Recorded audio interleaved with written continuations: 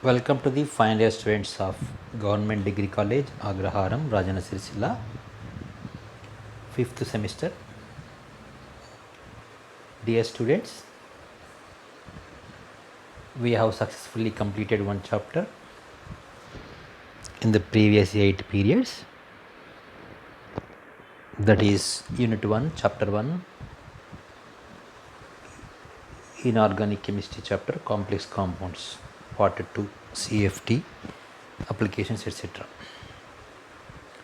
And as the part of the curriculum, today I am going to discuss one more chapter,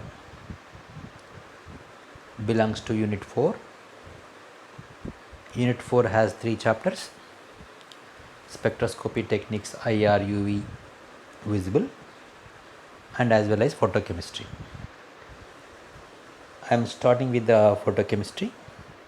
This is your lecturer, Dr. Banda Upender Reddy, Assistant Professor, Department of Chemistry. I am going to enter the class. Today class is, the topic is, the chapter name is Kanti Rasayana Shastramu.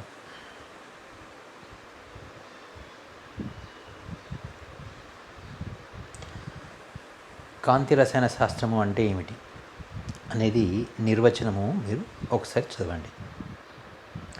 ఒక పదార్థంపై కాంతి వికిరణం చెందినప్పుడు అది దాన్ని శోషించుకుంటుంది. శోషించుకున్న తర్వాత ఆ పదార్థంలో కొన్ని భౌతిక మార్పులు కానీ రసాయన మార్పులు కానీ ఏర్పడతాయి.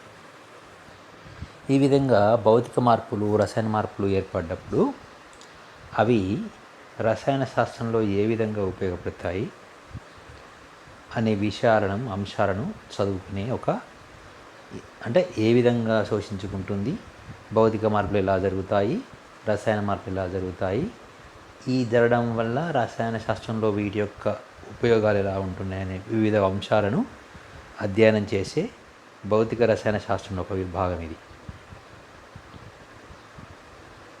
పదార్థంపై కాంతి వికిరణం చెందినప్పుడు పదార్థంలో ఏర్పడు భౌతిక రసాయన మార్పులను మరియు వాటి అనువర్తనాలను అధ్యయనం చేయు భౌతిక రసాయన శాస్త్ర విభాగమే కాంతి రసాయన శాస్త్రము అంటారు. అంటే మీరు సాధారణ గమనించండి, ఎండలో ఒక వస్తువు ఉంది.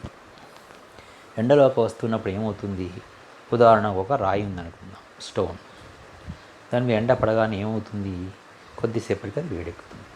ఎందుకు వేడెక్కింది అంటే దానిపైన పడ్డ కాంతిని అది శోషించుకుంది. శోషించుకోవడం ద్వారా ఏమైంది?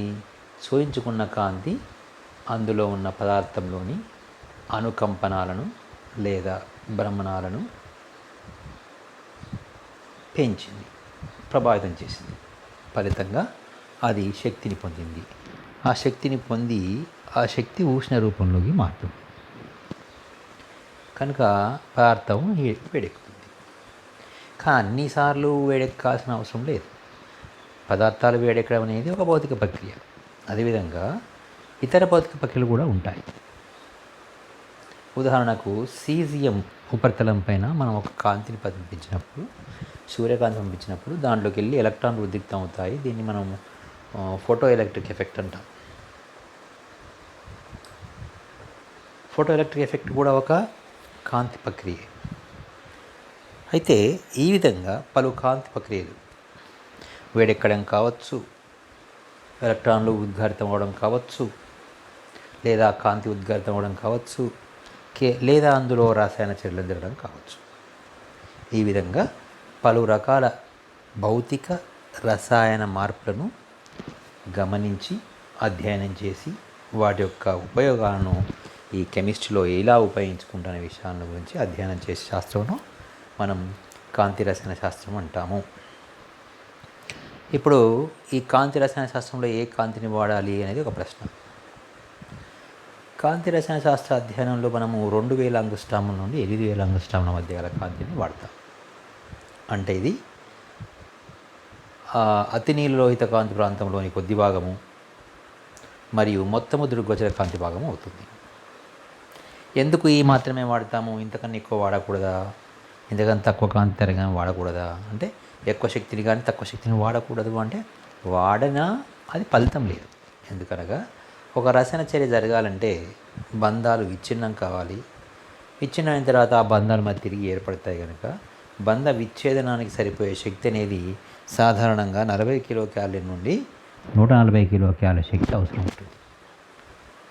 ఇంతకన్నా తక్కువ శక్తి ఇచ్చినా ఇంతకన్నా ఎక్కువ శక్తి ఇచ్చినా చర్యలు జరగడంతో పాటు అనేక ఇబ్బందులు వస్తాయి. ఏంటి? ఉదాహరణకు తక్కువ శక్తిని ఇచ్చామనుకో, తక్కువ శక్తిని ఇస్తే రసాయన బంధాలు విచ్ఛిన్నం కావు. విచ్ఛిన్నం కాకపోయేసరికి ఏమవుతుంది? విచ్ఛిన్నం కాకపోయేసరికి ఏమవుతుంది? బాగా చదివే మంచి విచ్ఛిన్నం కాకపోతే ఏమవుతుందో చూడండి, ఒకసారి చదవండి. ఇక్కడ ఏం జరుగుతుంది? ఉదాహరణకు 2000 ఆంగస్ట్రామ్ల కన్నా తక్కువ కాంతి శక్తిని మనం పంపించాం, అంటే తక్కువ తరంగా తిరిగాని, అంటే 1800, 400, 600 ఇలా. ఇది ఏంటన్నమాట? ఇది అత్యధిక శక్తి కదా. అది ఎంత శక్తి అంటే 180, 200, 300 కిలో క్యాలరీ శక్తి కలిగిన శక్తి కాంతి. ఇవి ఏం చేస్తాయంటే బంధాలను విచ్ఛిన్నం చేయడంతో పాటు ఆ పదార్థ స్వరూపాన్ని చెడగొడతాయి. ఆ పదార్థమే విచ్ఛిన్నం అవుతుంది, పదార్థమే విఘటనం చెందుతుంది. కనుక వియోజనం చెందిన పదార్థం వేరే పదార్థం అనుకున్న పదార్థం కాకుండా అసలు పదార్థం నాశనం అయ్యే స్వభావం ఉంటుంది. కనుక పదార్థ ఉనికే నష్టపోతుంది. కనుక దీన్ని వాడడానికి వీలు లేదు. మరి అదేవిధంగా 8000 ఆంగస్ట్రామ్ల కన్నా ఎక్కువ కాంతి తరంగదైర్ఘ్యాన్ని మనం వాడామనుకోండి, అప్పుడేం జరుగుతుంది? అక్కడ తరంగదైర్ఘ్యం అధికమైంది కనుక శక్తి చాలా తక్కువగా ఉంటుంది. 40 కిలో క్యాలరీల కన్నా శక్తి తక్కువ ఉంటుంది. ఇలాంటప్పుడు బంధం విచ్ఛిన్నమయ్యే అవకాశమే లేదు కనుక రసాయన చర్య జరగదు. కేవలం బంధాలు, భ్రమణాలు మరియు కంపనాలు మాత్రమే జరుగుతాయి. దానివల్ల రసాయన చర్య జరిగే అవకాశం ఉండదు. కనుక సరి అయిన కాంతి అవధి 2000 ఆంగస్ట్రాముల నుండి 8000 ఆంగస్ట్రాముల అవధిగా మనం అనుకుంటాం. తర్వాత కాంతి రసాయన చర్యలకు ఉష్ణ చర్యలకు భేదాలు ఏంటి? మీరు ఇక్కడ చదవచ్చు. కాంతి రసాయన చర్యలు కుడివైపుకు, ఉష్ణ రసాయన చర్యలు ఎడమవైపుకు రాసి జరిగింది. ఉష్ణ రసాయన చర్యలకు వద్దాము. ఇందులో పాయింట్ నెంబర్ 1, కాంతి అవసరం లేదు. అంటే చర్యలో ఏ కాంతి అవసరమే లేదు. ఈ చర్య జరిగినప్పుడు ఉష్ణమోచక చర్య కావచ్చు, ఉష్ణగ్రాహక చర్య కావచ్చు, అంటే ఉష్ణం వెలువడవచ్చు లేదా గ్రహించవచ్చు. కానీ కాంతి శోషించకుండా కాంతి రసాయన చర్యలు జరగాలంటే ఖచ్చితంగా కాంతి కావాలి. అంటే ఇక్కడ కాంతి ఉన్నా లేకున్నా, ఉష్ణ రసాయన చర్యలు కాంతి ఉన్నా లేకున్నా చీకట్లోనే జరుగుతాయి, వెలుతురులోనే జరుగుతాయి. కానీ కాంతి రసాయన చర్యలు ఖచ్చితంగా కాంతి సమక్షంలోనే కాంతిని శోషించుకునే జరుగుతాయి. రెండవది, చర్య వేగాలు. అంటే ఒక రసాయన చర్య వేగం అనేది ఉష్ణోగ్రత పెంచినప్పుడు పెరగడం కానీ లేదా మారడం కానీ జరుగుతుంది. కానీ కాంతి రసాయన చర్యలపై ఉష్ణోగ్రత ప్రభావం అసలే ఉండదు. కానీ కాంతి యొక్క తీక్షణత, అంటే ఎంత బలమైన కాంతి, ఎంత ప్రబలమైన కాంతి, ఎంత తీక్షణంగా పడిందనే విషయంపై రసాయన చర్య ఆధారపడి ఉంటుంది. అదేవిధంగా మూడో పాయింట్ చాలా ముఖ్యమైన పాయింట్. ఇది అర్థం కావడానికి మనకు థర్మోడైనమిక్స్, ఉష్ణ యాంత్రిక శాస్త్రము, ఉష్ణగతిక శాస్త్రము అనేది మనకు అర్థం కావాలి. అది మీకు సిలబస్లో ఇంత రాలేదు కనుక మళ్ళీ ఉష్ణగతిక శాస్త్రము చెప్పుకున్న సమయంలో దీన్ని మనం మళ్ళీ ఒకసారి పునఃసమీక్ష చేసుకుంటాము. దాంట్లో ఏంటంటే ఒక రసాయన చర్య స్వతంత్రంగా స్వచ్ఛంగా జరగాలంటే, స్వేచ్ఛగా ఒక చర్య జరుగుతున్నప్పుడు జరిగే చర్యకు ఖచ్చితంగా ΔG అనేది నెగిటివ్ ఉంటుంది, అంటే రుణాత్మకంగా ఉంటుంది. ΔGని ఇక్కడ స్వేచ్ఛ శక్తి అంటాం, గిబ్స్ స్వేచ్ఛ శక్తి అంటాము. ఇది రుణాత్మకంగా ఉంటే ఒక చర్యలో స్వచ్ఛందంగా ఆ చర్య జరుగుతుందని అర్థం. ఇది ఉష్ణ రసాయన చర్యలన్నింటిలో కూడా ΔG రుణాత్మకంగా ఉంటేనే ఆ చర్యలు జరుగుతాయి, లేకుంటే ఆ చర్యలు జరగవు అని అర్థం.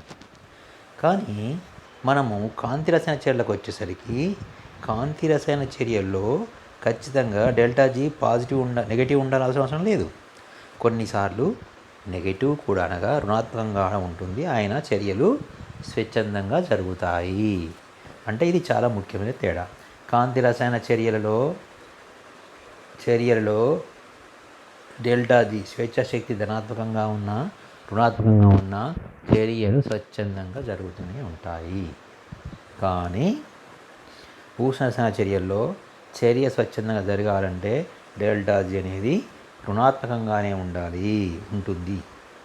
అదేవిధంగా ఉష్ణ రసాయన చర్యలు ఎలా జరుగుతాయంటే రెండు అణువులు ఒకటికొకటి ఢీకొన్నప్పుడు ఆ శక్తిని పొందిన బంధాలు విచ్ఛిన్నం అవుతాయి. అంటే బంధం విచ్ఛిన్నమై కొత్త బంధం ఏర్పడాలంటే వాళ్ళ మధ్య తాడనాలు జరగాలి. తాడనాలు జరిగినప్పుడు అవి విచ్ఛిన్నం అవుతాయి. ఇది ఉష్ణ రసాయన చర్యలు. ఆ ఉష్ణం ఆ తాడనాలు జరగడానికి ఉపయోగపడుతుంది. కానీ కాంతి రసాయన చర్యల్లో ఏం జరుగుతుంది? కాంతి రసాయన చర్యల్లో ఉష్ణం సంబంధం లేదు కనుక మనకు బంధ విచ్ఛేదన శక్తి ఎక్కడి నుంచి లభిస్తుంది? ఇంతకుముందు పైన చెప్పుకున్నాం.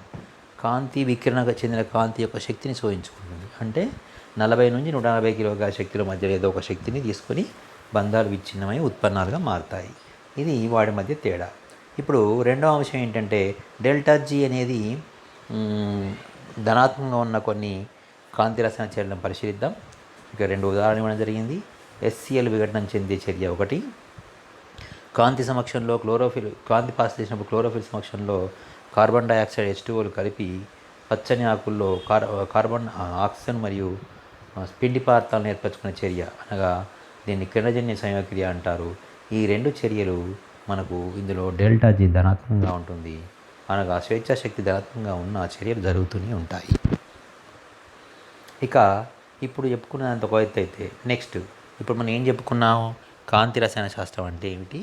ఈ కాంతి రసాయన శాస్త్రంలో ఏ తరంగదైర్ఘ్య కాంతిని వాడతాము, ఎందుకు అదే కాంతిని వాడతాము, అంతకన్నా ఎక్కువ శక్తి తక్కువ శక్తి వాడితే ఏమవుతుంది, కాంతి రసాయన చర్యలకు ఉష్ణ రసాయన చర్యలకు మధ్య తేడాలేంటి, డెల్టా జీ ధనాత్మకంగా ఉన్న చర్యలు జరుగుతున్న విషయం తెలిసినప్పుడు ఏవైనా ఉదాహరణలు ఉన్నాయా చెప్పుకున్నాం.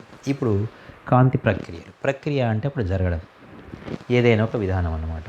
ఇప్పుడు కాంతి పంపించినప్పుడు ఏం జరుగుతుందో చెప్పే ప్రక్రియని కాంతి ప్రక్రియలు అంటారు. ఇక్కడ మనం చాలా జాగ్రత్తగా గమనించవచ్చు.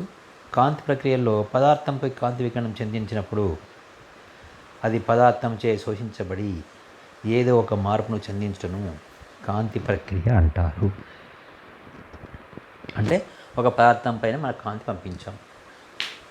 పంపించగానే రసాయన మార్పే జరగలేదు అంటే కాంతి శోషించుకుంటుంది, రసాయన మార్పు జరగలేదు అంటే కాంతి భౌతిక ప్రక్రియ. ఉదాహరణకు మనం ఎండలో నిల్చున్నాం, మన పైన కాంతి పడింది, కానీ మనం ఏం చర్యలో పాల్గొనట్లేదు కదా, ఏ చర్య రావట్లేదు కదా, కానీ వేడెక్కుతున్నాం కదా. వేడెక్కడం అంటే ఏంటి? కాంతి మనం శోషించుకున్న కాంతి వేడెక్కడానికి, మన బాడీ వేడెక్కడానికి ఉపయోగపడుతుంది. అంటే అర్థమైందనమాట. ఇక్కడ కాంతి శోషించుకుంది కానీ ఎలాంటి చర్యలో పాల్గొనలేదు. అలాంటివన్నింటిని మనం ఏమంటామంటే కాంతి భౌతిక ప్రక్రియ అంటారు. కాంతి భౌతిక ప్రక్రియలో వేడెక్కడం ఒక కాంతి భౌతిక ప్రక్రియనే. అదేవిధంగా కాంతి ప్రక్రియ అంటే ఏంటిదంటే ఒక పదార్థము ఏదో ఒక కాంతిని శోషించుకొని ఏదో ఒక మార్పును పొందుట. అది భౌతిక మార్పా రసాయన మార్పా అని చెప్పకుండా ఏదో ఒక మార్పును పొందిందనుకోండి, దాన్ని కాంతి ప్రక్రియ అంటాం. అలా కాంతి ప్రక్రియలు 2 రకాలు ఉన్నాయి. ఒకటి కాంతి భౌతిక ప్రక్రియ, ఒకటి కాంతి రసాయన ప్రక్రియ. కాంతి భౌతిక ప్రక్రియలో ఎంతమంది ఏం చెప్పుకున్నాం?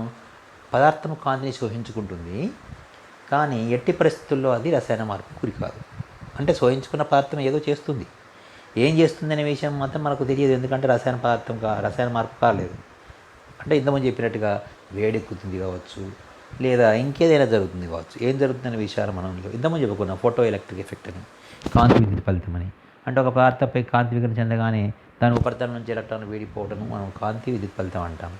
ఇది జరుగుతుంది కానీ ఇక రసాయన మార్పు జరగదు. అంటే ఉదాహరణ సీజియం లోహాన్ని ఉపయోగిస్తుంటాం. సీజియం లోహం మీద ఉపరితలం మీదకి వెళ్ళి ఎలక్ట్రాన్లు వెళ్ళిపోతాయి తప్ప సీజియం ఎలాంటి మార్పునకు గురి కాదు.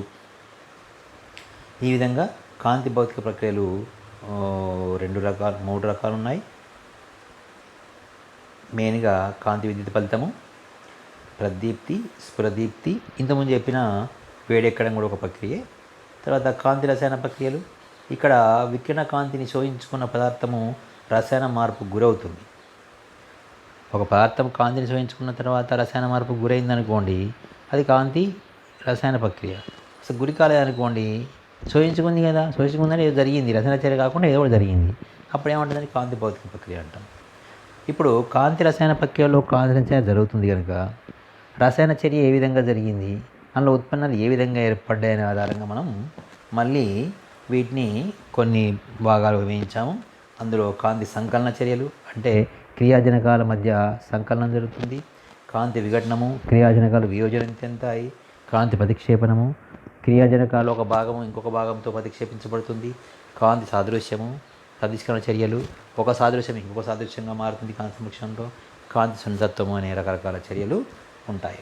వీటి గురించి మనం ముందు ముందు సిలబస్లో ప్రకారం చెప్పుకుంటాము. ఇక మనం కాంతి భౌతిక ప్రక్రియల గురించి మాట్లాడుకుందాం. మన సిలబస్లో కాంతి భౌతిక ప్రక్రియలో ప్రదీప్తి, సుప్రదీప్తి విధానాలు ఏమిటి అంటే ఏమిటి, అవి ఏ విధంగా ఏర్పడతాయి, వీటి మధ్య భేదాలు ఏమిటి అనే ఒక అంశం చెప్పుకోవాలి. తర్వాత జాబ్లోనెస్కీ డయాగ్రామ్ అని ఉంటుంది. జాబ్లోనెస్కీ డయాగ్రామ్ అంటే జాబ్లోనెస్కీ ఒక సైంటిస్ట్ ఏం చేశాడంటే అన్ని కాంతి భౌతిక ప్రక్రియలను ఒక చోట వాటిని వివరించడానికి ఒక పట రూపంలో తయారు చేశాడు. దాన్ని జాబ్లోనెస్కీ పటం అంటాం. ఈరోజు అంతవరకు చెప్పుకొని ఆపేస్తాము. సో ఇక్కడ ప్రతిదీప్తి అంటే ఏమిటి, చాలా జాగ్రత్తగా వినండి. ఇది చాలా ఈజీ, ఇది ఎగ్జామినేషన్లో ఖచ్చితంగా వస్తుంది. ప్రతిదీప్తి ఒక కాంతి భౌతిక ప్రక్రియ అంటే ఏంటో మీకు తెలుసు, ఇంతకుముందు చెప్పుకున్నాం. ఏంటి గుర్తుకొచ్చిందా మైండ్లోకి? ఏంటి, ఒక పదార్థం కాంతిని శోషించుకుంటుంది కానీ ఎలాంటి చర్య జరపదు. అంటే శోషించుకుంటుంది అంటే ఏదో ఒకటి జరుగుతుంది కానీ రసాయన చర్య మాత్రం కాదు. అలాంటిది ఇది. అది కాదు. అక్కడ ఏం జరుగుతుంది ఇంతకు మళ్ళీ గమనిద్దాం. ఉదాహరణకు ఒక పదార్థంపై కాంతి మనం పతనం చెందించగానే ఏం జరిగింది, వెంటనే ఆ కాంతిని శోషించుకుంటుంది.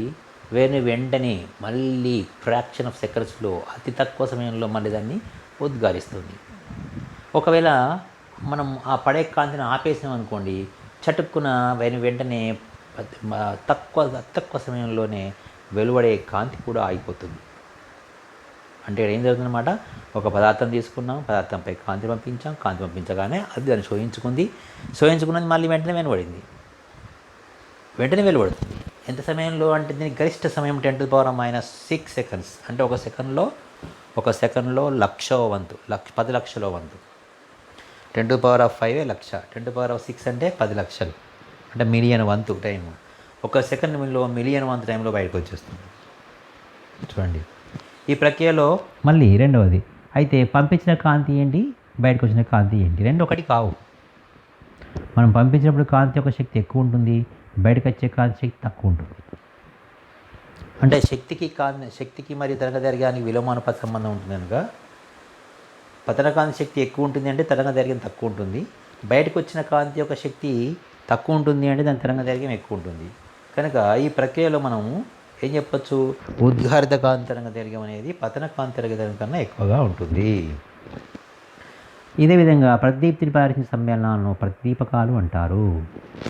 ఇవి పలుచని ద్రవాలలో, వాయువులలో, బాష్పాలలో ఏర్పడతాయి. ఒక ద్రావణం యొక్క ప్రదీప్తి అవధి అంటే ఎంత ఎక్కువ ఏర్పడుతుంది, తక్కువ ఏర్పడుతుంది, ప్రదీప్తి టైం ఎంత, 10⁻⁻⁶, 10⁻⁻⁵, 10⁻⁻⁴, -2, -1. గరిష్ట కాలం 10⁻⁶ అంటే 10⁻⁷, 10⁻⁸, 10⁻⁹, ఎంత తక్కువ టైంలో ఏర్పడుతుంది. ఈ సమయం దేనిపై ఆధారపడుతుందంటే ద్రావణ స్వభావంపై, అందులో ఉన్న పదార్థ ఆయాన స్వభావంపై ఆధారపడి ఉంటుంది. ఇక్కడ మనం గమనించాల్సిన విషయం ఏంటి, 2 అంశాలు. ఒకటి అత్యంత తక్కువ సమయంలో, గరిష్ట సమయం 10⁻⁻⁶ మిలియన్ సెకండ్ల కన్నా తక్కువ సమయంలోనే బయటకు వస్తుంది. 1/మిలియన్, ఒక సెకండ్లో 10 మిలియన్ వంతు సమయం కన్నా తక్కువ సమయంలో వెలువడుతుంది. మళ్ళీ ఆపేస్తే వెంటనే ఆగిపోతుంది. ఉద్గారిత కాంతి యొక్క తరంగదైర్ఘ్యం ఎక్కువ, దేనికన్నా పతన కాంతి కన్నా శక్తి తక్కువ, పతన కాంతి కన్నా శక్తి తక్కువ. ఇక కొన్ని ఉదాహరణలు, ఫ్లోరోసిన్, క్లోరోఫిల్, ఈవోజిన్ అంటే మనం బాటనీ ల్యాబ్లో వాడతాము, వర్ణద్రవ్యము. దాన్ని ఏమంటారు, స్లైడ్ ప్రిపరేషన్లో వాడతారు మీరు ఈవోజిన్ని. యురానిల్ సల్ఫైట్, ఫ్లోరైట్, బ్రోమిన్, మెర్క్యూరీ బాష్పాలు, ఫ్లోరోస్పార్, విటమిన్ ఏ అని మొదలైనవన్నీ ఉదాహరణలు. ఈ ఉదాహరణ మీరు గమనించుకోవచ్చు, చదువుకోవచ్చు. తర్వాత ఇంకొకటి ఏంటంటే రిజోనెన్స్ ఫ్లోరోసెన్స్ అంటే ఇవి చెప్పుకుంటాం. అనునాద ప్రతిదీప్తి, ప్రదీప్తికి అనునాద ప్రదీప్తి తేడా ఏంటంటే, ప్రదీప్తి అనునాద ప్రదీప్తి అంతా సేమే, వివరణ అంతా సేమే, కానీ ఇక్కడ చాలా విషయం ఏంటంటే, ఒకవేళ ఉద్గారిత కాంతి తరంగదైర్ఘ్యము మరియు పతన కాంతి తరంగాలు రెండూ సమానమైనట్టయితే దాన్ని మనం అనునాద ప్రదీప్తి అంటాము. ఉదాహరణ, బ్రోమిన్, మెర్క్యూరీ ద్రవాల్లో, బాష్పాలలో ఈ విధంగా అనునాద ప్రదీప్తి ఏర్పడుతుంది. దీన్ని మనం చిత్రంతో పట సహాయంతో చివరిలో జాబ్నెస్కి డయాగ్రామ్తో పాటు వివరిస్తాను. సో రెండోది ప్రదీప్తి విధానం. ఇప్పుడు ఒక ప్రశ్న వస్తుంది, ప్రదీప్తి ఏం జరుగుతుంది ప్రదీప్తిలో? అయితే ఈ ప్రదీప్తి గురించి చెప్పుకునే ముందు, విధానం చెప్పుకునే ముందు మనం ఒక్కసారి స్ఫురదీప్తికి వెళ్దాము. స్ఫురదీప్తి చెప్పుకున్న తర్వాత మనం ప్రదీప్తికి వద్దాము. స్ఫురదీప్తి అంటే ఏమిటంటే ఇది ఒక కాంతి భౌతిక ప్రక్రియ. పదార్థంపై వికిరణం చెందినప్పుడు ఆ పదార్థం దాన్ని శోషించుకొని కొద్ది సమయం తర్వాత కాంతిని ఉద్గారించబడుతుంది. మనం ఒకవేళ ఆ పదార్థం మీద కాంతిని నిలిపడం ఆపేసామనుకోండి, ఆపేసినప్పటికి కూడా కొద్ది సమయం దాకా కాంతి బయటకు వస్తూనే ఉంటుంది. అంటే మనము ఫర్ ఎగ్జాంపుల్ ఒక హలోనియం ల్యాంప్ను పెళ్లి మంటపాల్లో ఒక ల్యాంప్ను మనం బంద్ చేసిన తర్వాత కూడా కొద్దిసేపు ఇంకా వెలుగుతూనే ఉంటుంది. ఆ విధంగా ట్యూబ్ లైట్ లాగా వేసిన తర్వాత కొద్దిసేపటికి వెలుతురు వస్తుంది, బంద్ చేసిన తర్వాత కొద్దిసేపటికి వెలుతురు పోతుంటుంది. ఈ విధంగా జరుగుతుంది. అంటే దీన్ని స్ఫురదీప్తి అంటాం. అదే ప్రదీప్తి అంటే అనమాట ఇట్లా పంపిస్తాం అట్లా బయటకు వస్తుంది, ఇట్లా ఆపేస్తాం అట్లా అయిపోతుంది. మరి ఇక్కడ ఏంటనమాట, పంపించిన తర్వాత కొద్ది సమయానికి బయటకు వస్తుంది, పంపించడం ఆపేసిన కొద్ది సమయం వరకు వస్తూనే ఉంటుంది. అక్కడ టైం ఎంత పడుతుంది? 10⁻⁻6 సెకండ్లు గరిష్ట సమయం. ఇక్కడ గరిష్ట సమయం 10⁻2 సెకండ్లు, కనిష్ట సమయం 10⁻2 సెకండ్లు. అంటే 1/100 సెకండ్లో 100వ వంతు సమయం నుండి 100 సెకండ్ల కాలం వరకు ఇది జరుగుతూ ఉంటుంది, గరిష్టంగా నిమిషంన్నర. మళ్ళీ ఈ ప్రక్రియలో అక్కడనేమో 10⁻6 అయితే ఇక్కడ 10⁻2 టు 10⁻2 ఈ సమయం. అదేవిధంగా అక్కడ పతన కాంతి తరంగ దైర్ఘ్యం కన్నా బయటికి ఉద్గారించే కాంతి అనేది ఎక్కువ అని చెప్పుకున్నాం. పతన కాంతి కన్నా ఉద్గారితమయ్యే కాంతి తరంగ దైర్ఘ్యం ఎక్కువ అని చెప్పుకున్నాం. ఇక్కడ కూడా అంతే. కానీ అక్కడ అనునాద ప్రదీప్తి ఏర్పడే అవకాశం ఉంది, కానీ ఇక్కడ అలాంటి అవకాశమే లేదు. ఇక్కడ ఎల్లప్పుడూ ప్రతిసారి ఉద్గారిత కాంతి తరంగ దైర్ఘ్యము పతన కాంతి కన్నా ఎక్కువే ఉంటుంది. ఎందుకు ఎక్కువ ఉంటుంది అనే విషయాన్ని మనం ప్రతి విధానాల్లో తెలుసుకుంటాము. తర్వాత ఈ ప్రక్రియను ప్రదర్శించే పదార్థాలన్నింటినీ స్ఫురదీపకాలు అంటాము. చిక్కని ద్రవాల్లో ఘన పదార్థాల్లో స్ఫురదీప్తి ఏర్పడుతుంది. కాంతి ఉద్గారమునకు పట్టుకాలము ఆ పదార్థము ఏ పదార్థం అయితే స్ఫురదీపకం ప్రదర్శిస్తుందో దాని స్వభావంపై, లేదంటే మెక్కగా ఉష్ణోగ్రతపై ఆధారపడి ఉంటుంది. ఉష్ణోగ్రత మారినప్పుడు కాలము, ఉద్గారించబడే కాలం మారవచ్చు, తగ్గవచ్చు, పెరగవచ్చు. అదేవిధంగా స్ఫురదీప్తి ప్రక్రియ తర్వాత ముందు పదార్థంలో కొన్ని ధర్మాలు తేడా ఉంటాయి. అంటే ఒక పదార్థంపై కాంతి పతనం చెందించిన తర్వాత స్ఫురదీప్తి ఏర్పడిన తర్వాత వాటి యొక్క అయస్కాంత ధర్మాల్లో కానీ డైఎలక్ట్రిక్ కాన్స్టాంట్ విద్యుత్ నిరోధ స్థిరాంకంలో కానీ మార్పులు ఉండే అవకాశం ఉంటుంది. ఇప్పుడు దీంట్లో కొన్ని ఎగ్జాంపుల్స్ ఉన్నాయి. ఏంటి ఆ ఎగ్జాంపుల్స్ అంటే క్షారముత్రిక లోహాల సల్ఫైడ్లు మరియు క్షారలోహాల సల్ఫైడ్లు మరియు మ్యాంగనీస్ సల్ఫైడు, తర్వాత ఎమరాల్డ్ రూబీ, ఇవేంటి రంగురాళ్ళు రూబీ అనే ఇవన్నీ కూడా ఈ స్ఫురదీప్తిని తయారు చేస్తాయి. అయితే ఇప్పుడు మనం చెప్పుకోవాల్సింది ఏంటి అంటే విధానం ఏంటి మరి ఇప్పుడు తేడాలు చెప్పుకున్నాం. అదేవిధంగా ఏం జరుగుతుందో చెప్పుకోవాలి. ఇప్పుడు ప్రదీప్తి విధానం చెప్పుకుంటాము, తర్వాత స్ఫురదీప్తి విధానం చెప్పుకుంటాము. ఈ విధానాలు చెప్పేటప్పుడు కొద్దిగా జాగ్రత్తగా మనము జాబ్నెస్కి డయాగ్రామ్ను అర్థం చేసుకోవాలి. ఒకసారి విధానం చెప్పేక ముందు నేను కొన్ని అంశాలను మీకు చూపించిన తర్వాత మళ్ళీ ఇక్కడికి వద్దాము. చివరి స్లైడ్లో మన పాఠం పెట్టడం జరిగింది, దాన్ని చూపించిన తర్వాత ఇక్కడికి వస్తాను. సో ఒకసారి చూడండి, ఇక్కడ ఒక డయాగ్రామ్ ఇచ్చాను. ఇక్కడ ఈ డయాగ్రామ్లో బాగా గమనిస్తే V1, V2, V3లు, ఇక్కడ V0, V1, V2, V3, ఇది E0 ఎలక్ట్రాన్ లెవెల్ 1 కింది స్థాయిలో ఎలక్ట్రాన్స్. ఇది E1 అంటే ఎలక్ట్రానిక్ శక్తి స్థాయి ఫస్ట్ది, ఇది గ్రౌండ్ స్టేట్. బాగా గమనించండి, ఇది ఏంటిదన్నమాట, మనకి గీసింది ఏంటన్నమాట, ఇది భూస్థితి. ఇది శక్తి తేడా బాగా ఉంది, ఎందుకంటే ఒక ఎలక్ట్రానిక్ శక్తి స్థాయి ఇది. ఎలక్ట్రాన్లు కింది స్థాయి నుంచి పై స్థాయికి వెదగాలంటే ఇంత గ్యాప్ ఉంటుంది. ఒకటి. నెక్స్ట్ రెండవది, తర్వాత కంపన శక్తి స్థాయిలు ఉంటాయి. కంపన శక్తి స్థాయిలు అంటే ఇది 0 కంపన శక్తి స్థాయి. ఇది V=0, V=1, V=2, V=3, ఈ విధంగా చాలా ఉంటాయి. ఇవన్నీ వివి. తర్వాత కంపన శక్తి స్థాయిలు అంటారు.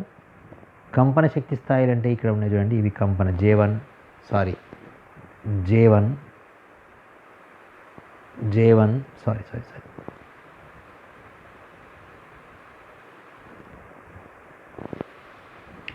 J1 J2 J3 J4 చిన్న లైన్లు సన్న లైన్లతో చూపెట్టినవి J1 J2 J3 అంటే మళ్ళీ ఒకసారి చూస్తున్నాను. ఇది E1 ఇది E2 ఇక్కడ ఉన్నాయని ఏమాట ఇవన్నీ V1 V2 V3 V2 మళ్ళీ ఇందులో చిన్న చిన్న లైన్లు చిన్న లైన్లు ఇక్కడ ఈ భాగంలో చూపించినవి ఇవి ఇవన్నీ అనమాట జే భ్రమణ శక్తి స్థాయిలు. అంటే ఒక అణువులోని ఎలక్ట్రాను ఊస్థితి నుంచి ఉద్రిక్త స్థితికి వెళ్ళాలంటే మొదట భ్రమణ శక్తి స్థాయిలను దాటుకొని కంపన శక్తి స్థాయిలను దాటుకొని ఆ తర్వాత ఆ అణువు ఎక్కడికి వెళ్ళాలి, ఇంకొక ఎలక్ట్రాన్ శక్తి స్థాయికి వెళ్ళాలి. అంటే ఈ విధంగా వెళ్ళినప్పుడు మనకు ఏర్పడే వర్ణపటము చాలా పట్టీలు కలిగి ఉంటుంది. ఇవన్నీ మీకు ఎందుకు చెప్తున్నానంటే ఇక్కడ ఏం జరుగుతుందో చూద్దాం. మనము ఇంతకుముందు ఏం చెప్పుకున్నాం, ప్రదీప్తి గురించి ముందు వివరిస్తాను. ప్రదీప్తి అంటే ఏంటి వివరిస్తాను. ప్రదీప్తి అంటే ఏంది, ఒక ఎలక్ట్రాను భూస్థితి నుంచి పై స్థితికి ఉద్రిక్తం చెందుతుంది. అంటే ఇక్కడ ఏంటి ప్రదీప్తి అంటే ఏంటిది అనుకున్నాం మనం, ఫస్ట్ అది చెప్దాం. ప్రదీప్తి అంటే ఒక పదార్థం కాంతిని పతనం చెందినప్పుడు దాన్ని సోహించుకొని వెంటనే వెలువడుతుంది. మరి ఇక్కడ మనకు వెంటనే వెలువడుతుంది ఎందుకనే విషయాన్ని మనం ముందు తెలుసుకుందాం.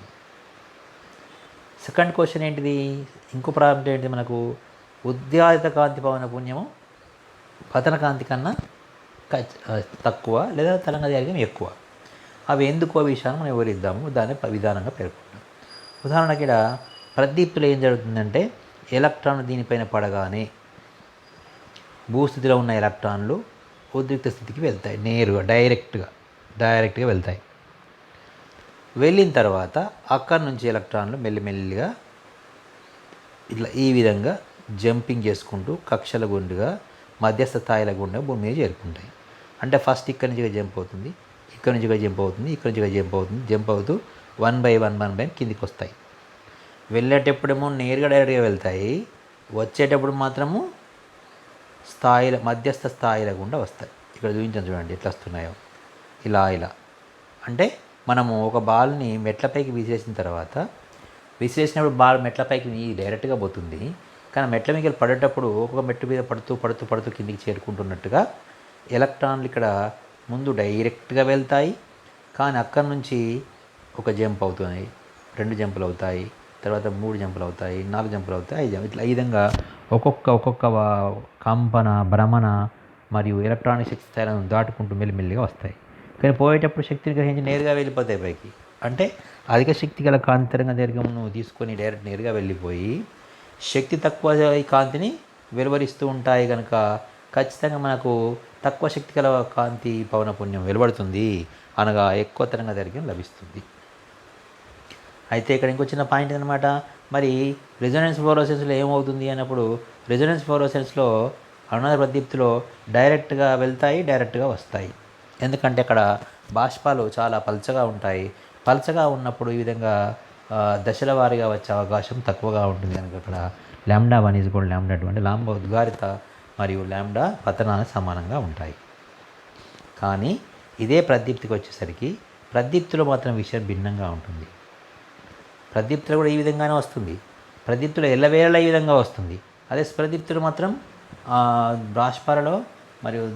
బాష్పాలలో వాయువులలో ఈ విధంగా రాదు, అది నేరుగా వస్తుంది. కనుక అనునాద ప్రదీప్తి ఏర్పడే అవకాశం ఉంటుంది. కానీ ప్రదీప్తిలో ఎల్లవేళ, ఎందుకంటే పదార్థాలు బాగా చిక్కగా ఉంటాయి కనుక ఇక్కడ ఖచ్చితంగా దశల వారీగా వచ్చే అవకాశం ఎక్కువ ఉంటుంది. దశల వారీగా రావడం వల్ల ఈ విధంగా జరుగుతుంది. λ1 ఎప్పుడు కూడా లాంబ్డా ఉద్గత కాంతి ఎల్లప్పుడూ లాంబ్డా పతన కాంతి కన్నా ఎక్కువనే ఉంటుంది అందులో. ఈ విషయం చెప్పుకోవడం జరిగింది. ఇప్పుడు తర్వాత కొన్నిసార్లు మళ్ళీ చెప్తున్నాను, కొన్నిసార్లు ప్రదీప్తిలో ఏం జరుగుతుంది, ప్రదీప్తిలో డైరెక్ట్గా వెళ్తాయి, డైరెక్ట్గా కిందికి వస్తాయి. వచ్చేటప్పుడు స్టెప్ వైజ్ వస్తాయి, పోయేటప్పుడు డైరెక్ట్గా పోతాయి. 2 చోట్ల ప్రదీప్తిలో అంతే, స్ప్రదీప్తిలో అంతే. కానీ తేడా ఏంటి, ప్రదీప్తిలో కొన్నిళ్ళల్లో పల్చని ప్రభావాలలో వాయువులలో బాష్పాలలో డైరెక్ట్గా వెళ్ళి డైరెక్ట్గా వచ్చే అవకాశం ఉంది. కనుక ఆ ప్రదీప్తిలో మనకు అనునాద ప్రదీప్తి ఏర్పడే అవకాశం ఉంటుంది. ఇప్పుడు విధానంలో ప్రదీప్తిలో కానీ స్ఫురదీప్తిలో కానీ ఒకే విధానం, రెండిట్లలో కాంతి శోషించుకుంటుంది, రెండులో వెలువడుతుంది. కానీ రెండిట్లలో తరంగదైర్ఘ్యం ఉద్ఘాటిత కాంతి తరంగం ఎక్కువనే ఉంటుంది, శక్తి తక్కువనే ఉంటుంది. కానీ కొన్నిసార్లు పలుచని బాష్పాలలో మాత్రము ఉద్ఘాటిత కాంతి తరంగదైర్ఘ్యము పతన కాంతి సమానంగా ఉంటుంది. దీనికి కారణం ఏంటి అంటే అవి పలుచగా ఉండడం వల్ల అనునాద ప్రదీప్తి ఏర్పడుతుందని చెప్పుకున్నాం. ఇప్పుడు ఒక అంశం మీకు కరెక్ట్ అయిపోయింది. ప్రదీప్తి స్ఫురదీప్తి రెండింటిని విన్నప్పుడు మనకు 2 పాయింట్లు అర్థం కాని విషయాలు ఉన్నాయి. ఒక పాయింట్ ఏంటిది, స్ఫురదీప్తిలో శోషించుకున్న కాంతి బయటికి రావడానికి టైం ఏం పడుతుంది, నిలిపివేసిన సమయం కొద్ది సమయం వరకు వస్తూనే ఉంటుంది. ఎందుకు లేట్ అవుతుందో చెప్పలేదు ఎవరు, తెలుసుకోవాలి మనం. ఇప్పుడు అదేవిధంగా దాన్ని ఏమంటారు, ప్రదీప్తిలో వెంటనే వెలువడుతుంది. అక్కడ శోషించుకుంది పదార్థము, ఇక్కడ శోషించుకుంది. అక్కడ కాంతి పడ్డది, ఇక్కడ కాంతి పడ్డది. 2 చోట్ల శోషించుకున్నప్పుడు ఒకటి వెంటనే వెలువడుతుంది, ఒకటేమో ఆలస్యంగా వెలువడుతుంది. కారణం ఏంటో తెలియాలి.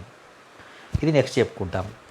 ఇంకొక కారణం ఏంటి అనుకున్నాం, రెండిట్లలోనూ తరంగదైర్ఘ్యము వెలువడేదాన్ని ఉద్గారితాంతి ఎక్కువ ఉంటుంది. ఎందుకు ఉంటుంది అనే విషయాన్ని ఇప్పటిదాకా నేను ఎక్స్ప్లెయిన్ చేశాను. ఏమని ఎక్స్ప్లెయిన్ చేశాను, మళ్ళీ ఒకసారి ఎక్స్ప్లెయిన్ చేస్తాను. ఏమని ఎక్స్ప్లెయిన్ చేశాను, డైరెక్ట్గా శక్తిని గ్రహించిన ఎలక్ట్రాన్ భూస్థితి నుండి డైరెక్ట్గా ఉద్స్థితికి వెళ్తాయి. కానీ తిరిగి భూస్థితికి వచ్చేటప్పుడు అవి దశల వారీగా స్టెప్ వైజ్గా మధ్యస్థ స్థాయిల గుండా చేరుకుంటాయి. అంటే ఈ శక్తి ఎక్కువ కనుక పవనపుణ్యం తక్కువ, తరంగదైర్ఘ్యం తక్కువ ఉంటుంది. ఈ శక్తి గ్యాపులు తక్కువ కనుక మనకు గ్యాప్ తక్కువ ఉన్నప్పుడు శక్తి విడుదల తక్కువ అవుతుంది కనుక అవి తరంగదైర్ఘ్యాలు ఎక్కువ ఉంటాయి. ఇప్పుడు రెండవ అంశంకి వద్దాం. ఏం జరుగుతుందనే విషయాన్ని దాన్ని మళ్ళీ ఒకసారి మనం పాతకాడికి వచ్చి చెప్పుకుంటాము. బాగా గమనించండి. చూడండి, ఒకసారి చదవండి. ప్రదీప్తి విధానం ఒకసారి చదువుకుంటే మీకు అర్థమవుతుంది. ప్రదీప్తి ఒక పదార్థంపై కాంతి వికిరణం చెందించగా అణువులందలి ఎలక్ట్రాన్లు కాంతి శక్తిని స్వయించుకొని భూస్థితి నుంచి నేరుగా అధిక శక్తి స్థాయికి వెళ్తాయి. ఈ విధంగా ఉద్రిక్తం చెందినప్పుడు సింగ్లెట్ ఉద్రిక్త స్థితికి చేరుతాయి. సింగ్లెట్ భూస్థితి నుండి సింగ్లెట్ ఉద్రిక్త స్థాయికి చేరుతాయి. తిరిగి భూస్థాయికి చేరుకున్నప్పుడు అవి నేరుగా కాకుండా వివిధ మధ్యస్థ శక్తి స్థాయిల గుండా భూస్థాయికి చేరుతాయి. కావున మధ్యస్థ శక్తి స్థాయిల గుండా భూస్థాయికి చేరుకున్నప్పుడు తక్కువ మొత్తంలో శక్తిని కాంతి రూపంలో విడుదల చేయును. కావున పతన కాంతి తరంగదైర్ఘ్యము ఉద్గారిత కాంతి కన్నా ఎక్కువగా ఉంటుంది. తర్వాత రెండవ అంశం ఏంటి, ఎలక్ట్రాన్లు సింగ్లెట్ ఉద్రిక్త స్థాయి నుండి సింగ్లెట్ భూస్థాయికి చేరుకొనుట చాలా వేగంగా జరుగుతుంది. పోయింది ఎట్లా పోయాయి, ఫస్ట్ భూస్థితిలో ఎలక్ట్రాన్ సింగ్లెట్ స్థాయిలో ఉంది, ఉద్రిక్త స్థితిలో కూడా సింగ్లెట్ స్థాయిలోనే ఉంది. సింగ్లెట్ నుంచి సింగ్లెట్కి అంటే అక్కడ అట్లా ఈజీగా రాగలుగుతాయి. ఎందుకు రాగలుగుతాయి అంటే వాటి భ్రమణం యొక్క సౌష్టవం అనుకూలంగా ఉంటుంది, అసలు అందువల్ల తొందర వస్తుంది. కానీ ఇది స్ఫురదీప్తికి వచ్చేసరికి ఖచ్చితంగా భ్రమణ సౌష్టవం అననుకూలంగా ఉంటుంది. అక్కడ సింగ్లెట్ ఉద్రిక్త స్థాయికి వెళ్తాయి. ఆ పదార్థంలోని ఉన్న స్వభావ కారణంగా సింగ్లెట్ ఉద్రిక్త స్థాయి నుంచి వెళ్ళి ట్రిప్లెట్ స్థాయి మారి ట్రిప్లెట్ స్థాయి నుంచి మళ్ళీ సింగ్లెట్ భూస్థాయికి రావడానికి ప్రయత్నం చేస్తాయి. ఆ విధంగా సింగ్లెట్ ఉద్రిక్త స్థాయి నుండి ట్రిప్లెట్ స్థాయికి అవి మారి భూస్థితికి రావడానికి కొద్దిగా సమయం పడుతుంది. అదేవిధంగా ట్రిప్లెట్ స్థాయి నుండి తిరిగి భూస్థాయికి రావడం అనేది అక్కడ భ్రమణ సౌష్ఠవాలు అనుకూలంగా ఉండవు. అవేంటో మీకు ఇప్పుడు నెక్స్ట్ స్లైడ్లో వివరిస్తాను. చూడండి, ఇక్కడ ఇప్పుడు మనం ప్రదీప్తి గురించి మాట్లాడుకుంటున్నాం. ప్రదీప్తిలో ఇక్కడ హెచ్న్యూ అనేది పతన కాంతి అండ్ హెచ్న్యూ డాష్ అనేది బయటికి వెలువడ్డ కాంతి. ఇప్పుడు చూడండి ఒకసారి, ఫస్ట్ ఏం జరుగుతుంది, మనకు ఫస్ట్ కాంతి ఇలా పడుతుంది, పడగానే ఇందులో ఉన్న ఎలక్ట్రాన్ పైకి వెళ్ళిపోతాయి. ఎలా వెళ్ళిపోతాయి ఒకసారి గమనించండి బాగా. వెళ్ళిపోయినప్పుడు ఏమైంది, ఇక్కడ మనకు ఎలక్ట్రాన్లు 2 ఉన్నాయి, 2 అపోజిట్లో ఉన్నాయి, ఒకటి ప్లస్ హాఫ్ ఒకటి మైనస్ హాఫ్, మొత్తం S=0. ఇది ప్లస్ ఇది మైనస్, 2 ఎలక్ట్రాన్లు మొత్తం స్పిన్ 0. ఇప్పుడు ఇది ఉద్రిక్త స్థాయికి వెళ్ళినప్పుడు ఏం జరుగుతుంది, మళ్ళీ మనకు దీని ఇప్పుడు సింగ్లెట్ భూస్థితి అంటాం. S=0 ఉన్నప్పుడు దాన్ని సింగ్లెట్ భూస్థితి అంటాం. చూడండి, సింగ్లెట్ భూస్థాయిలో S=0 అన్నాము. దాని భ్రమణ బాహుల్యత ఎట్లా లెక్క పెడతారంటే హుండు నియమం ప్రకారం మల్టిప్లిసిటీ, హుండు భ్రమణ బాహుల్యత నియమం ప్రకారం 2s+1 ద్వారా లెక్క పెడతాము. అప్పుడు 2 × 0 + 1 ఏమవుతుంది? ఖచ్చితంగా 1 అవుతుంది. సింగిలెట్ స్థాయి అంటాం. ఇదే సింగిలెట్ స్థాయి ఉన్న ఎలక్ట్రాను బాగా గమనించండి. ఇలా ఉన్న ఎలక్ట్రాను పైకి ఎగ్జైట్ అయినప్పుడు ఒక ఎలక్ట్రాన్ పైకి వెళ్ళేటప్పుడు ఏ ఎలక్ట్రాన్ వెళ్ళాలి? ఏదో ఒక ఎలక్ట్రాన్ వెళ్ళింది అనుకుందాం. ఫర్ ఎగ్జాంపుల్ ఇలా ఉన్న ఎలక్ట్రాన్ ఇలానే ఉంటుంది. ఇలా ఉన్న ఎలక్ట్రాన్ పైకి వెళ్ళింది అనుకో, అట్లనే అలానే ఉండిపోతుంది అక్కడ. అప్పుడు ఏమవుతుంది? ఇక్కడ ఇది -1/2, ఇది +1/2. మొత్తం మీద మళ్ళీ S కూడా 0నే అవుతుంది. కనుక అందుకని దీన్ని ఏమంటాం? సింగిలెట్ ఉద్రిక్త స్థాయి అంటాం. సింగిలెట్ ఉద్రిక్త స్థాయిలో కింద ప్లస్ మీద మైనస్, ఇక్కడ కింద ఒకటి ప్లస్ ఒకటి మైనస్, రెండులో S విలువ 0. కనుక పైనుంచి కిందికి ఇప్పుడు దిగేటప్పుడు అది ఈజీగా వచ్చేస్తుంది. ఎందుకంటే పైనుంచి కిందికి రావడానికి ఇది ఇక్కడ చేరే అవకాశం ఎక్కువ ఉంది. ఎందుకంటే మనకు తెలుసు ఈజీగా జతకూడగలుగుతుంది. ఈ పైనుంచి వచ్చిన ఎలక్ట్రాన్ డైరెక్ట్గా వచ్చి ఇక్కడ జతకూడుతుంది. ఎందుకంటే +, ఇది జతకూడవచ్చు. కనుక ఈజీగా వస్తుంది, రావడం చాలా తేలిక, వచ్చి కలుస్తుంది, వెంటనే శక్తి కాంతి రూపంలో వెలువడుతుంది కదా. కనుక తొందరగా వెలువడుతుంది, క్షణాల్లో బయటకు వస్తుంది, వెంటనే బయటకు వస్తుంది, 10⁻⁶ సమయంలో వస్తుంది. అంటే మళ్ళీ చెప్తాను చూడండి, సింగిలెట్ భూస్థితిలో నుండి సింగిలెట్ ఉద్రిక్త స్థాయికి చేరినాక తిరిగి కిందికి రావడం అనేది చాలా అనుకూలమైన అంశము. వాటి భ్రమణ సౌష్ఠవాలు మీద -1/2 ఉంది, కింద +1/2 ఉంది. అవి ఈజీగా చేరగలుగుతాయి. చేరడం వల్ల ఏమవుతుందంటే తొందరగా బయటకు వస్తాయి. కనుక వచ్చేటప్పుడు మధ్యస్థ స్థాయిలో గుండా వస్తాయి కనుక వాటి ఉద్రిక్త బయటికి వెలువడే కాంతి యొక్క పౌనపున్యము తక్కువగా ఉంటుంది, తరంగదైర్ఘ్యం ఎక్కువగా ఉంటుంది, శక్తి కూడా తక్కువగా ఉంటుంది. తర్వాత స్ఫురదీప్తికి వచ్చే వరకు ఈ స్ఫురదీప్తి విధానం ఒకసారి చదవండి. ఇక్కడ మళ్ళీ సేమ్ అదే. ఒక పదార్థంపై కాంతి వికిరణం చెందినప్పుడు అణువుల అందరి భూస్థాయి ఎలక్ట్రాన్లు కాంతిని సూచించుకొని నేరుగా ఉద్రిక్త స్థాయికి వెళ్తాయి. అక్కడ చేరుకున్న ఎలక్ట్రాన్లు తిరిగి నిస్తేయం చెందుతున్నప్పుడు అవి మధ్యస్థ శక్తి స్థాయిల గుండా భూస్థితికి వస్తాయి.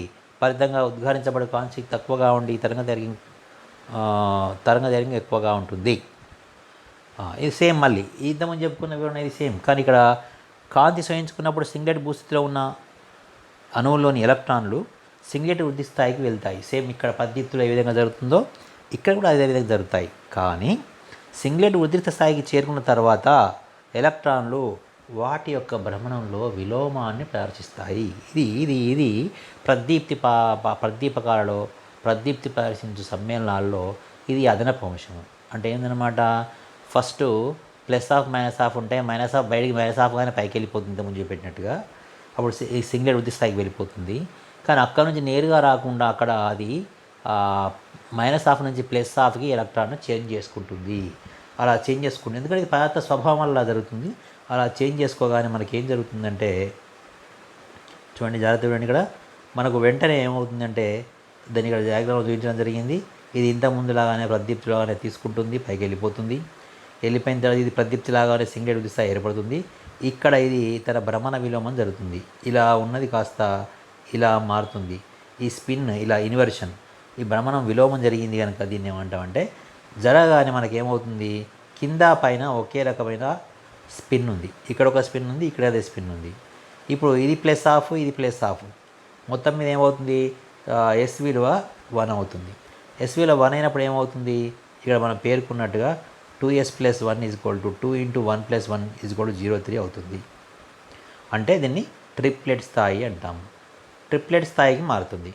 ఇప్పుడు చూడండి, ట్రిప్లెట్ స్థాయికి వచ్చిన తర్వాత ఇక్కడ నుంచి ఎలక్ట్రాను ఇక్కడికి రావాలంటే ఇది నేరుగా వచ్చి రెండు ఒక విధంగా ఇటు జమకు లేవు, ఈ విధంగా ఉండలేవు, రెండు ప్యారల్గా ఉండలేవు. కనుక ఏం జరుగుతుందన్నమాట, ఈ ఎలక్ట్రాన్ ఇటు వచ్చేసరికి అది మళ్ళీ తిరిగి ఈ విధంగా చేరడానికి ఈ విధంగా చేరాల్సింది కనుక కొద్ది సమయం తీసుకొని మళ్ళీ చేరడానికి మధ్యస్థాయిలో ఉండడానికి ఈ భ్రమణ విలోమం జరగడానికి కొద్ది సమయం పడుతుంది. కనుక కాంతి కొద్ది సమయం వరకు ఉద్గారితం అవుతూనే ఉంటుంది. కాంతి కొద్ది సమయం తర్వాత వెలువడుతుంది. ఒకవేళ మనం కాంతి పతనం ఆపించినట్టయితే కొద్ది సమయం వరకు వెలువడుతూనే ఉంది. సో దీన్ని మనం ఏమంటామంటే ఇప్పుడు బాగా గమనించండి. స్ఫురదీప్తి ప్రదీప్తులలో చాలా తేడాలు ఉన్నాయా? రెండే తేడాలు ఉన్నాయి. అవి స్ఫురదీప్తి అంటే ఏంటి, ప్రదీప్తి అంటే ఏంటి మరొకసారి మనం చేసుకోండి. స్ఫురదీప్తి అనగా కాంతి పడుతుంది, సోయించుకుంటుంది, కొద్ది సమయం వెలువడుతుంది. కాంతి ఆపేసాం, కొద్ది సమయం దాకా వస్తూనే ఉంటుంది. ప్రదీప్తి ఇట్లా పడగానే చూయించుకుంటుంది, అట్లా బయటకు వస్తుంది. ఇట్లా ఆపగానే అట్లా ఆగిపోతుంది. 10⁻⁻6 గరిష్ట సమయము, నీ 10⁻2 సెకండ్స్ గరిష్ట సమయము. సో గరిష్ట సమయం 10⁻2. అక్కడ తరంగ దైర్ఘ్యం అనేది ఉద్గారిత కాంతి అక్కడ ఇక్కడ రెండుసార్లు ఎక్కడైనా కానీ ఉద్గారిత కాంతి దైర్ఘ్యం ఎక్కువ, పతన కాంతి తక్కువ. కానీ కొన్నిసార్లు కొన్ని బాష్పాలలో మెర్క్యూరీ, బ్రోమిన్ వంటి బాష్పాలలో రెండు కాంతి యొక్క తరంగ దైర్ఘ్యం సమానం ఉండే అవకాశం ఉంది. అలాంటి సమయంలో దాన్ని మనం అనాథ ప్రదీప్తి అంటాము. వీటికి ఉదాహరణలు చెప్పుకున్న తర్వాత ఇక్కడ మనకు ముఖ్యమైన పాయింట్ ఏంటంటే ఒక దాంట్లో తొందరగా ఎందుకు వెలువడుతుంది, ఒక దాంట్లో ఆలస్యంగా ఎందుకు వెలువడుతుంది, తరంగ దైర్ఘ్యాలు ఎందుకు ఎక్కువ ఉంటాయి అనే విషయాన్ని చర్చించుకోవాలి. దానికి మనము అవి జరిగే విధానం ఎలా ఉంది, మెకానిజం ఎలా ఉంది అనే విషయం తెలుసుకోవాలి. దానికి మనము ఏం చేసాము, ఇంతకుముందు ఎక్స్ప్లెయిన్ చేయాము. ఏం చెప్పాము, రెండింటిలోనూ కాంతి శోషించుకుంటుంది, వృద్ధి వెళ్తాయి, వెళ్ళి తిరిగి వచ్చేటప్పుడు మెల్లమెల్లగా మధ్య స్థాయిలో గుండా వస్తాయి. పోయేటప్పుడు శక్తి తీసుకొని నేరుగా వెళ్ళడం వల్ల అధిక శక్తిని గ్రహిస్తాయి కనుక తరంగ దైర్ఘ్యం తక్కువగా శక్తిని తీసుకుంటాయి. తర్వాత కిందికి వచ్చేటప్పుడు యాంపుల్గా శాంపుల్ కొద్దిగా బయటకు రావడం వల్ల శక్తి తక్కువ వెలువడుతుంది, అనగా తరంగ దైర్ఘ్యం ఎక్కువగా ఉంటుంది. రెండింటిలోనూ అంతే. ఆ తర్వాత ఈ ప్రదీప్తిలో ఏం జరుగుతుంది, సింగరెట్ ఉద్రిక్త స్థాయి నుంచి సింగరెట్ భూస్థాయి నుంచి సింగరెట్ ఉద్రిక్త స్థాయికి నేరుగా వెళ్తుంది. మళ్ళీ అక్కడి నుంచే మళ్ళీ తిరిగి భూస్థాయికి వస్తుంది. ఇక్కడ -, +, లాంటి అనుకూలంగా ఉన్నాయి కనుక ఖచ్చితంగా ఎలక్ట్రాన్ చేరే అవకాశం ఉంటుంది, తొందరగా చేరుతుంది కనుక మనకు టైం తక్కువ పడుతుంది. కానీ ఎక్కడైతే ప్రదీపకాల్లో సింగరెట్ ఉద్రిక్త స్థాయి చేరుకున్న ఎలక్ట్రాన్లు అవి తిరిగి భ్రమణ విలోమం చెంది ట్రిప్లెట్ స్థాయికి మారుతాయి. ట్రిప్లెట్ స్థాయికి మారిన తర్వాత భూస్థితిలో ఉన్న ఎలక్ట్రాన్లకు ఉద్రిక్త స్థాయిలో ఎలక్ట్రాన్ల మధ్య స్పిన్ భ్రమణం అనేది అనుకూలంగా ఉంటుంది. అనుకూలంగా ఉండదు కనుక ఆ కిందికి వచ్చే పరివర్తనం అనేది చాలా మెల్లిగా జరుగుతుంది కనుక సమయం తీసుకుంటుంది. కనుక మనకు కాంతి శోషించుకున్న కొద్దిసేపటి వరకు కూడా భ్రమణ విలయం జరిగిన తర్వాత ట్రిప్లెట్ స్థాయి నుంచి అనానుకూలమైన పరివర్తనం జరగడానికి, దిగ్విజయం జరగడానికి చాలా టైం తీసుకుంటుంది కనుక మనకు కాంతి కొంచెం ఆలస్యంగా వెలువడుతుంది. అదే సమయంలో పతన కాంతి ఆపినప్పుడు వెంటనే ఇంకా కొద్దిసేపు వరకు అది వెలువడుతూనే ఉంటుంది. ఇది చాలా ముఖ్యమైన అంశాలు. తర్వాత ఉపయోగాలు మీరు దీన్ని చదువుకోవచ్చు, నేను ఎక్కువ చెప్పాల్సిన అవసరం లేదు, చదువుకుంటూ వెళ్ళండి మీరు. యురేనియం పదార్థాలు ప్రదీప్తిని ఏర్పరచును కావున కేంద్రక రసాయన శాస్త్ర పరిధానంలో అవి ఎక్కడ ఉన్నాయో గుర్తుపట్టవచ్చు. అంటే అవి ప్రదీప్తి పరీక్షిస్తాయి కనుక వాటిపైన కాంతిని ప్రదర్శించి ప్రదీప్తి పరీక్షించే చోటు చూసి ఓహో ఇవి ఇక్కడ ఉన్నాయని చెప్పి దొరకబడవచ్చు. తర్వాత కొన్ని అకర్బన అయాన్లకు ప్రదీప్తిని ప్రదర్శించవు, కానీ వాటి కర్బన సమ్మేళనాలతో కలిపినప్పుడు అవి ప్రదీప్తిని ప్రదర్శిస్తాయి కనుక విశ్లేషణ రసాయనశాస్త్రంలో ముఖ్యంగా గుణాత్మక విశ్లేషణలో వాటిని ఉపయోగించుకోవచ్చు. ఈఓజిన్, ఫ్లోరోజిన్, హైడ్రాక్సీ సిన్నమిక్ ఆమ్లాలు ప్రదీప్తి సూచికలకు ఉపయోగపడతాయి, ఇండికేటర్, ఫినాప్థలిన్ వాటిలాగా. విటమిన్ B1లో ప్రదీప్తి ప్రదర్శించదు, కానీ అది ఆక్సీకరణ చెందినప్పుడు థయోక్రోమ్గా మారుతుంది, అది నీలిరంగును ప్రదర్శిస్తుంది. ఇలా నీలిరంగును ప్రదర్శించడం వల్ల ఏం చేయొచ్చు అంటే ఈ ప్రక్రియ వల్ల పప్పు దినుసుల్లో, మాంసంలో మొన్న వాటిలో విటమిన్ బి వన్ ఉందా లేదా అనే విషయం చెప్పొచ్చు. మళ్ళీ ఒకసారి చెప్తున్నాను, విటమిన్ B1 అంటే థయామిన్ దాని పేరు. అది ప్రదీప్తిని ప్రదర్శించదు, కానీ అది ఆక్సీకరణం చెందినప్పుడు థయోక్రోమ్ అనే సమ్మేళనంగా మారుతుంది. క్రోమ్ అంటే కలర్, అంటే అది నీలి రంగు ఉంటుంది. అంటే మనం ఏం చేయాలి, పప్పు దినుసులు తీసుకోవాలి, దాన్ని ఆక్సీకరణం చెందించాలి, దాని గుండా మనం కాంతిని పంపించాలి. నీలి రంగు ఏర్పడింది అనుకోండి, అందులో ప్రోటీన్స్ ఉన్నట్టే. ప్రోటీన్స్ ఎక్కువ ఉన్నాయా తక్కువ ఉన్నాయా విషయాన్ని కూడా మనం లెక్కించవచ్చు. అంటే విటమిన్ B1 ఉన్నదా లేదా అన్నట్టు తెలుసుకోవాలంటే పప్పు దినుసుల్లో, మాంసంలో ప్రోటీన్ కాదు పప్పు దినుసుల్లో, మాంసంలో విటమిన్ B1 ఉందా లేదా తెలుసుకోవాలంటే ఏం చేయాలి, మనము ఏ పదార్థం, పప్పు దినుసులు కాదు ఏ పదార్థం అనేది విటమిన్ B1 ఉందా అని చెప్పగలరనుకోండి, ఏం చేయాలి, దాన్ని ఫస్ట్ ఏం చేయాలి, ఆక్సీకరణ చెందించాలి. చెందించిన తర్వాత ఏం చేయాలి, థయోక్రోమ్ అవుతుంది. దాని గుండా ఏం చేయాలి, మనం ఒక కాంతిని పంపించాలి. పంపిస్తే ఏమవుతుంది, నీలి రంగు ఉద్గారితం అవుతుంది. సో ఆటోమేటిక్గా ఏంటన్నమాట, ప్రదీప్తి ప్రదర్శిస్తుంది కనుక ఓహో ఇందులో విటమిన్ B1 అని తెలిసిపోతుంది. అదేవిధంగా ఆహారాల నాణ్యతను పరిశీలించవచ్చు. ఉదాహరణ ఒక కోడిగుడ్డు తీసుకుందాం. తాజా కోడిగుడ్డు తాజా కోడిగుడ్డు తీసుకుందాం. దాని గుండా మనము అతి నీలోహిత కాంతిని తయారు చేసి పంపిస్తే అది గులాబీ రంగు కాంతిని ఉద్గారితం చేస్తుంది ప్రదీప్తి కారణంగా.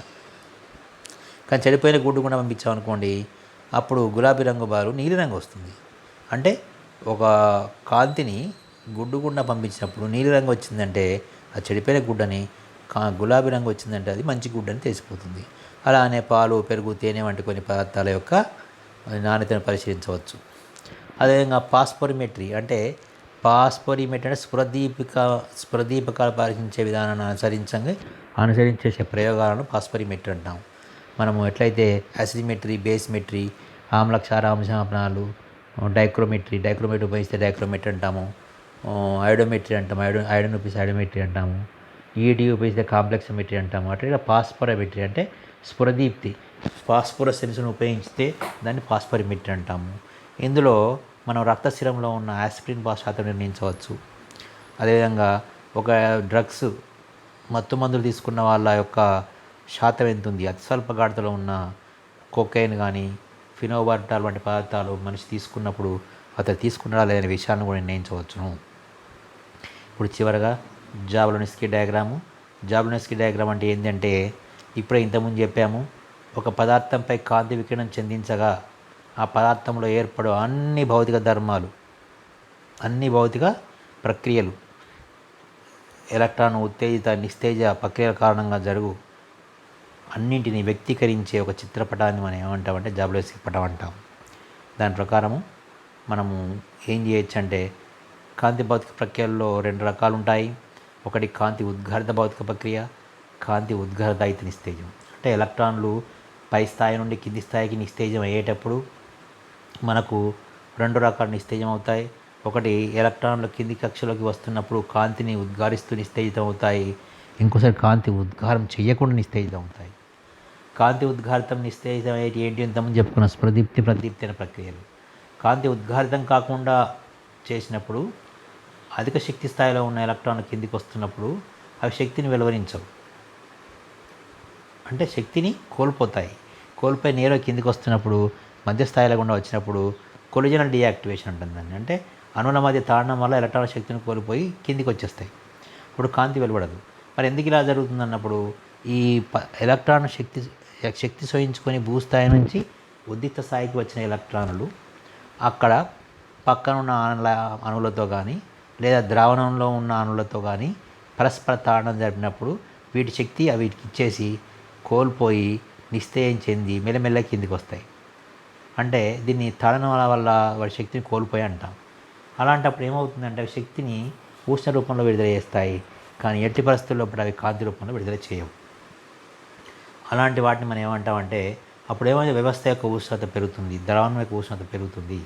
ఇలాంటి నిస్తేజము ఒకటి, తర్వాత ప్రదీప్తి ఒకటి, స్ఫురదీప్తి ఒకటి, 3 అంశాలను మనము ఒక పటంలో చూపించేదాన్ని మనం ఏమంటామంటే జాబ్లోనిస్కీ డయాగ్రామ్ అంటాము.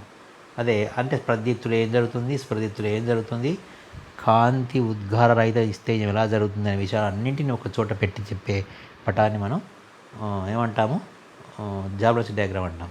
అదే డయాగ్రామ్ ఇంతకుముందు చూపించినాము. ఇక్కడ చూడండి, చాలా జాగ్రత్తగా చూడండి. ఇది కాంతి ఇట్లా అంటే దాన్ని చూడండి, బాగా చూడండి. ఈ ఉద్గారితం అనేది ఇలా ఇలా ఇలా ఇలా చూపించిన దాన్ని, అంటే దీన్ని కాంతి ఉద్గారహితం అంటాము. అది ఉష్ణాన్ని విడుదల చేస్తుంది.